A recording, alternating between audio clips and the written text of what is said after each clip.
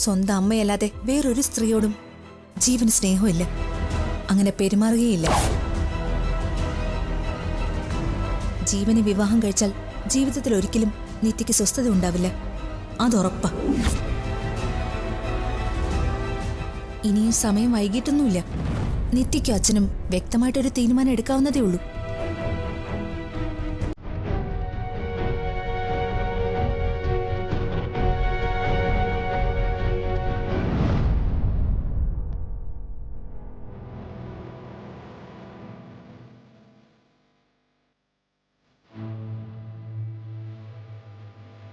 അച്ഛാ, എന്തുപറ്റി? ഒന്നുമില്ല. നീ മുറി കയറിയിരുന്നാ പിന്നെ ഞാനെന്താ ചെയ്യ? അതുകൊണ്ട് കിടന്നതാ. അച്ഛന് ബുദ്ധിമുട്ടൊന്നും ഇല്ലല്ലോ? തൽക്കാലം ഏതായാലും ഒന്നുമില്ല. അച്ഛനോട് എനിക്കൊരു കാര്യം പറയാനുണ്ട്. കേട്ട് കഴിയുമ്പോ അച്ഛൻ എന്നോട് ദേഷ്യപ്പെടരുത്. അതെന്താ ഇതിൻ്റെ ഇടയിൽ അങ്ങനൊരു കാര്യം? അല്ലച്ചാ, ഈ വിവാഹത്തിന് ഇതുവരെ ഒരുപാട് മുടക്കങ്ങൾ വന്നതല്ലേ? ഇങ്ങനെ മുന്നോട്ട് പോയാ... എന്താ മോളി നീ പറയുന്നത്? ഇനി എന്ത് തടസ്സം? മനസ്സ് പറയുന്ന ഓരോന്ന് നീ വിളിച്ചു പറയാ? അല്ല അച്ഛാ, ഈ വിവാഹം എത്രത്തോളം നന്നാവുമെന്ന് എനിക്ക്...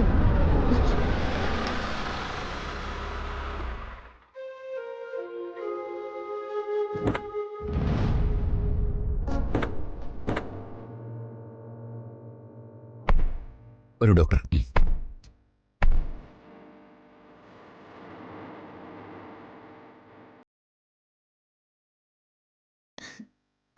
അമ്മേ, മോളെ, ഇത് ഡോക്ടർ സ്കറിയ, മെഡിക്കൽ കോളേജിലെ കാർഡിയോളജി വിഭാഗം മേധാവിയായിരുന്നു.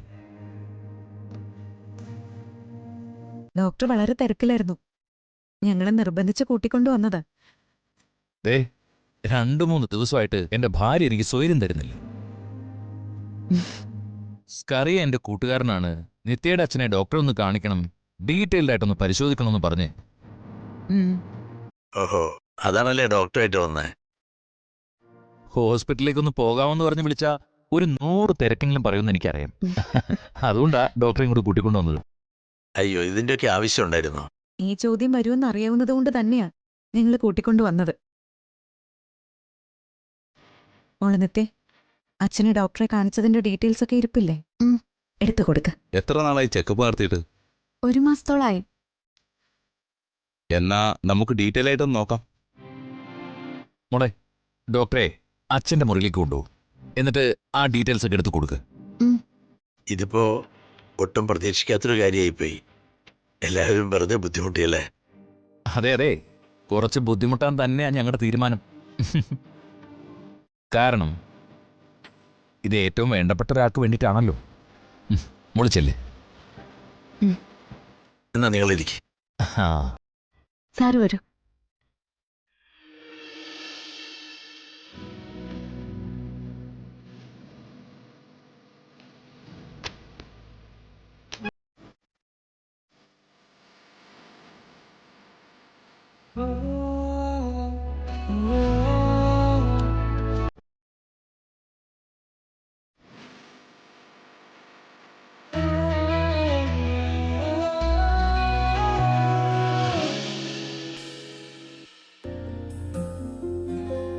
ഹായ് അങ്കിള്, ആന്റി, എന്തൊക്കെയുണ്ട് രണ്ടുപേരുടെ വിശേഷങ്ങള്? പറഞ്ഞു കേട്ടതുപോലെ അല്ലല്ലോ, നല്ല സ്മാർട്ട് ആണല്ലോ രണ്ടുപേരും. നല്ല ക്യൂട്ട് യങ് കപ്പിൾ. മോളേതാ? ഞാൻ ഈ വീട്ടിൽ നിന്ന് ഇറങ്ങി വന്നിട്ട് നിങ്ങക്ക് മനസ്സിലായില്ലേ? അതിനർത്ഥം ഇവിടെ ആരും എന്നെ കുറിച്ചൊന്നും പറഞ്ഞിട്ടില്ലെന്നല്ലേ? ശരിക്കും ഞാനൊരു സംഭവം, എന്നെ കുറിച്ച് പറഞ്ഞു തരേണ്ടതോ.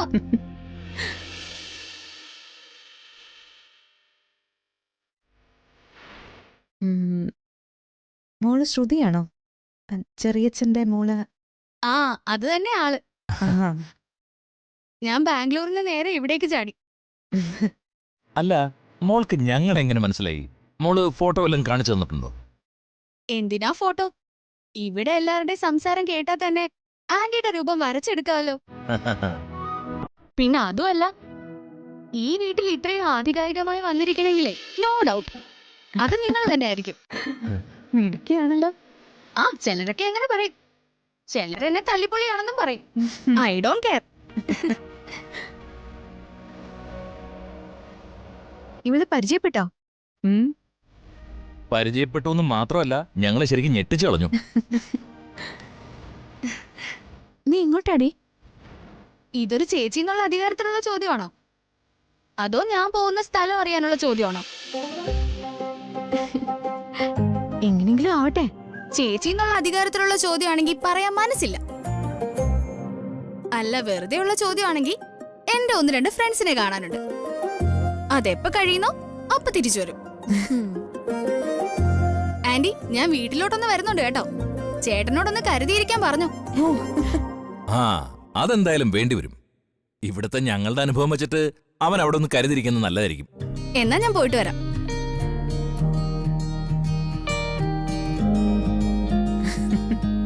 നല്ല സ്മാർട്ട് കുട്ടിയല്ലേ? അവളുടെ കാര്യം പറയാതിരിക്കാ നല്ലത്. വന്ന നേരം കൊണ്ട് ഈ വീട് ഇളക്കി പറിച്ചു വെച്ചിരിക്കുക. ഡോക്ടർ, ഇദ്ദേഹത്തിന് എങ്ങനെയുണ്ട്? എമർജൻസി വിഷയങ്ങളൊന്നുമില്ല, പക്ഷേ ഒരു ഡീറ്റെയിൽ ആയിട്ടുള്ള ചെക്കപ്പ് ആവശ്യമാണ്. അത് സൗകര്യം പോലെ നിങ്ങളൊന്ന് ഫിക്സ് ചെയ്തിട്ട് വന്ന് കണ്ടാൽ മതി. ആ മോളെ, കേട്ടല്ലോ. എപ്പോഴാ തിരക്ക് കഴിയുന്നതെന്ന് വെച്ചാ അച്ഛനെ കൊണ്ട് ഡോക്ടറെ അടുത്തേക്ക് പോണം. അച്ഛനങ്ങ മടി കാണിച്ചാ നമ്മൾ പൊക്കിക്കൊണ്ട് പോയിരിക്കും.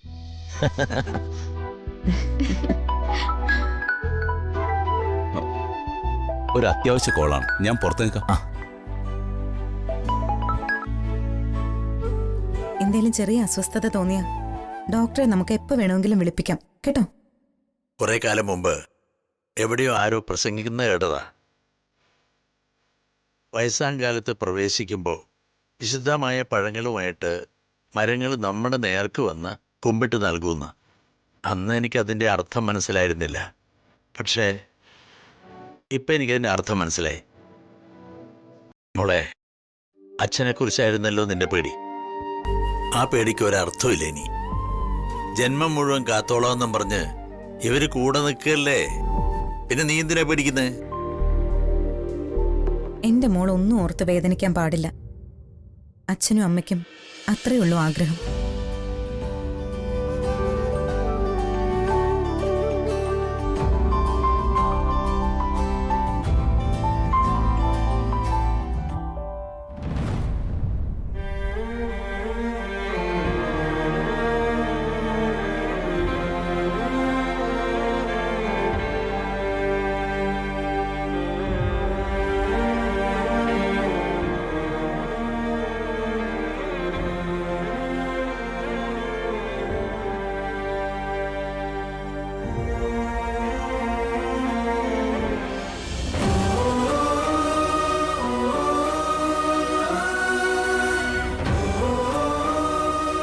ഈശ്വര,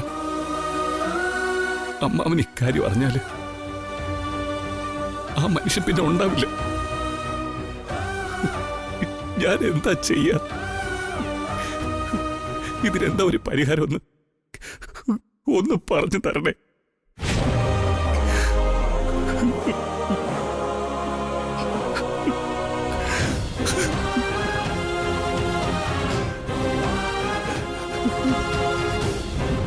ദൈവമേ, എന്നെ അച്ഛനെ ഇത്രയും സ്നേഹിക്കുന്ന അച്ഛനോടും അമ്മയോടും സ്വന്തം മകനെ കുറിച്ചുള്ള സംശയങ്ങൾ ഞാൻ എങ്ങനെ പറയും?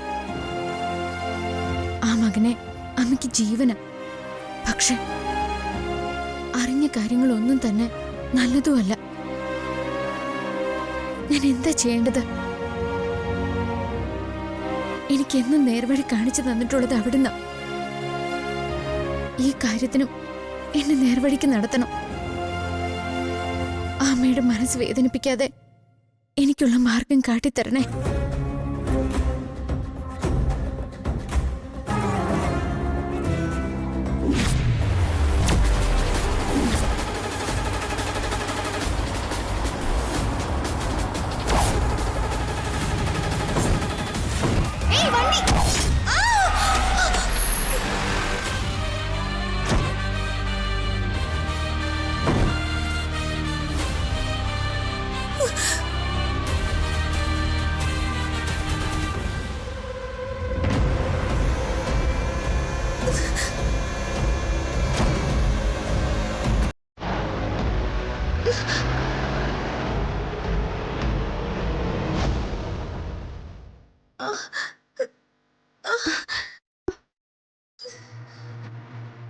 വേദനിക്കുന്നോ?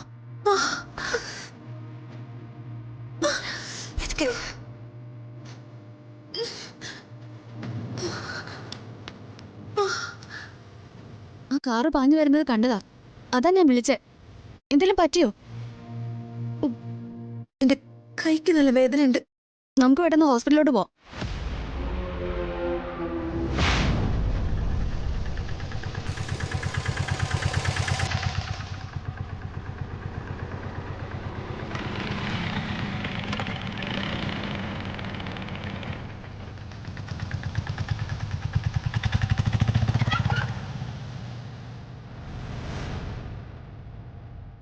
വീണേ,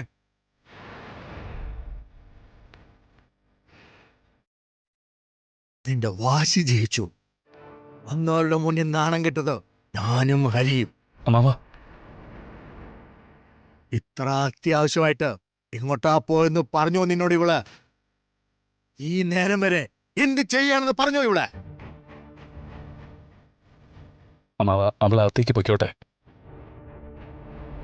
മോളെ, പ്രായമായ അച്ഛനെ തോൽപ്പിക്കാൻ എളുപ്പമാ. പക്ഷെ ഒന്നും നീ മനസ്സിലാക്കണം, നീ തോൽപ്പിക്കാൻ ശ്രമിക്കുമ്പോ നീയും സ്വയം തോറ്റുപോവുകയാ.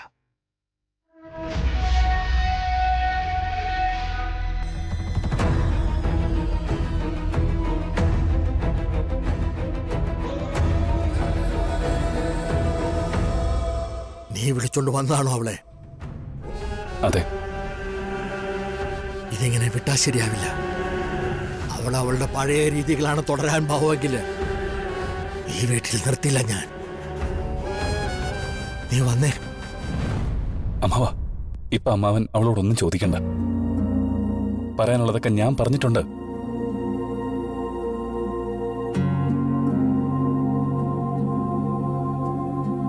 ദേവകി, മോളെ എന്നെ ഏൽപ്പിച്ചിട്ട് നീ വേഗം അങ്ങ് പോയില്ലേ?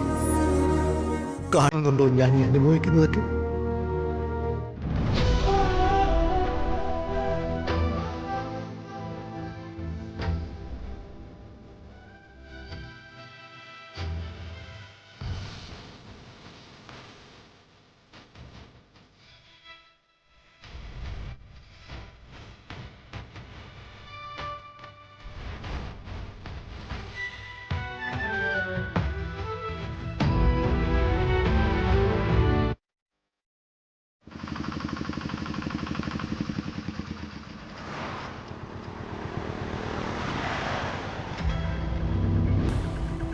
വാ. എത്രയായി?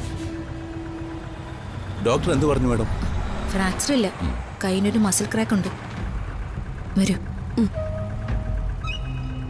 വാ.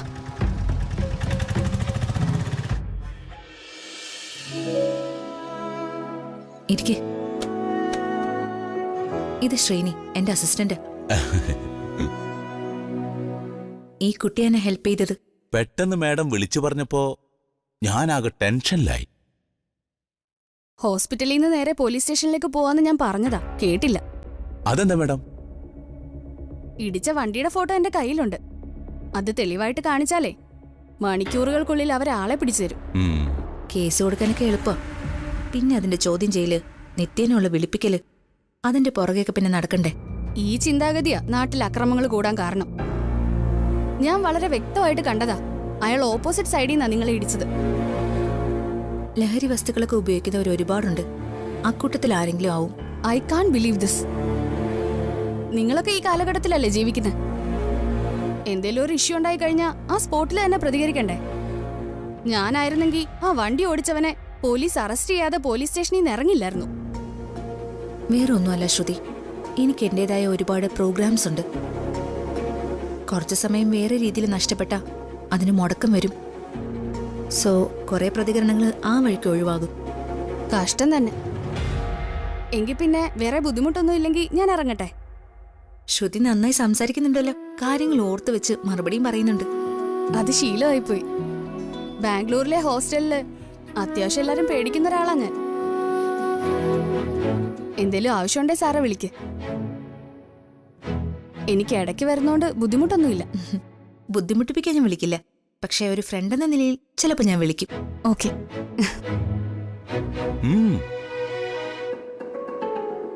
ഇടിച്ച വണ്ടി മാഡത്തിന് അറിയോ?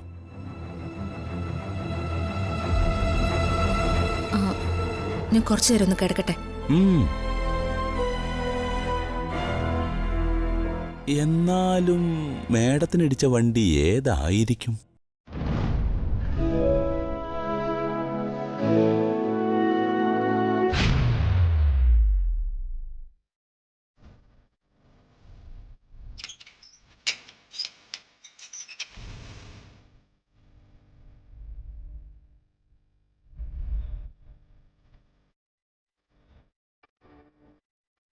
ഓ, അപ്പോ അയൽവാസികൾ തമ്മിലുള്ള മത്സരമാണല്ലേ? എങ്കിൽ പിന്നെ ആളെ അറിയാണ്ട് പോരുതല്ലോ.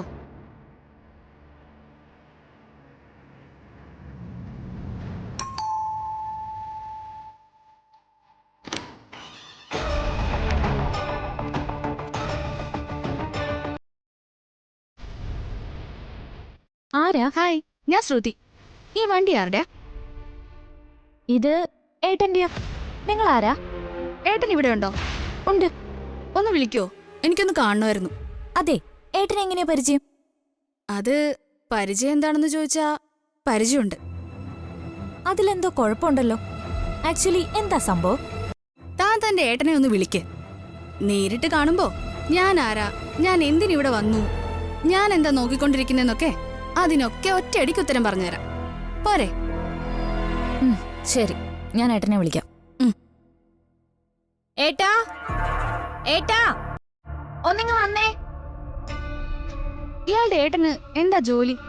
പ്രത്യേകിച്ചൊന്നുമില്ല.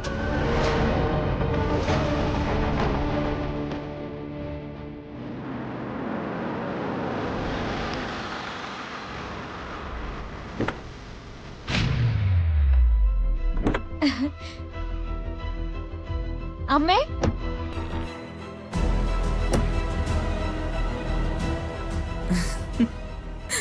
ആള് സ്മാർട്ടാണെന്ന് എനിക്ക് അവിടുന്ന് തോന്നിയിരുന്നു. പക്ഷെ ഇത്രയ്ക്ക് സ്മാർട്ടാണെന്ന് ഞാൻ കരുതിയില്ല. അമ്മ അറിയോ ഇയാളെ? ഇതാരാണെന്നാ? നിത്യയുടെ ചെറിയച്ഛന്റെ മോളാ, ശ്രുതി. നമ്മളിപ്പോ അവിടെ വെച്ച് കണ്ടതല്ലേ? അയ്യോ, എന്നിട്ട് എന്നോടൊന്നും പറഞ്ഞില്ല. ഇത് ആന്റിയുടെ വീടാണോ?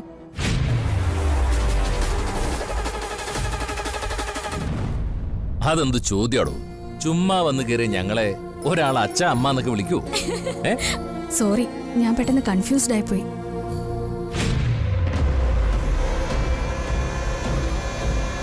അപ്പൊ ജ്യോതിയുടെ ഏട്ടൻ? അത് തന്നെ, നിത്യയുടെ ചെക്കൻ. ആ, ഞാൻ നിൽക്കുന്നു ആള്.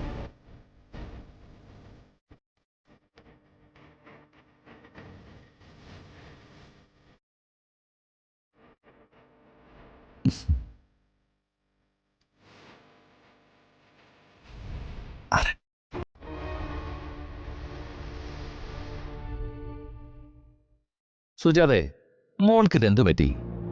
എന്തോ ഒരു പ്രശ്നമുണ്ടല്ലോ. മോള് വാ.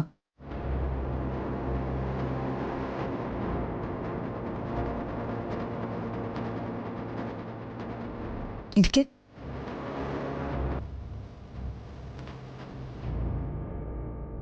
വീട് കണ്ടുപിടിച്ച് ഇങ്ങോട്ട് വന്നു. എന്നിട്ട് ഒന്നും അറിയാത്ത പോലെയുള്ള ഈ ഇരിപ്പുണ്ടല്ലോ, അങ്ങനെ ഞങ്ങളെ പറ്റിക്കാനൊന്നും നോക്കണ്ട. ആന്റി, ഞാൻ ശരിക്കും ഇങ്ങോട്ടായിട്ട് വന്നതല്ല. അപ്പുറത്തെ വീട്ടിലെ സാറയില്ലേ, സാറയുടെ അടുത്ത് വന്നാ. സാറയുടെ കമ്പനിയാണോ താൻ? കമ്പനിയൊന്നും അല്ല, കുറച്ചു മുമ്പ് സാറയ്ക്ക് ഒരു ആക്സിഡന്റ് പറ്റി. അയ്യോ, എന്നിട്ട്? വലിയ കുഴപ്പമൊന്നുമില്ല, മസിലിനൊരു ക്രാക്ക് ഉണ്ട്. ഈ വണ്ടികളൊക്കെ മരണപ്പാച്ചില. ശ്രദ്ധിച്ചു നടന്നില്ലെങ്കിൽ കുഴപ്പാ. അങ്കിൾ, ഞാൻ ആക്സിഡന്റ് നടക്കുമ്പോ തൊട്ടടുത്ത് തന്നെ ഉണ്ടായിരുന്നു. സാറ ഒതുങ്ങിയാ നടന്നിരുന്നേ. വണ്ടി ഓടിച്ചിരുന്ന ആള് ബോധപൂർവ്വം ഇടിക്കായിരുന്നു. എന്തൊരു കഷ്ടല്ലേ, മനുഷ്യജീവൻ ഒരു വിലയും കൽപ്പിക്കില്ല എന്ന് പറഞ്ഞു. കുറച്ച് കഴിഞ്ഞിട്ട് സാറയുടെ അടുത്ത് നമുക്കൊന്ന് പോവാം. അല്ല, ശ്രീനി ഉണ്ടല്ലോ അവിടെ? ആ, ഉണ്ട്.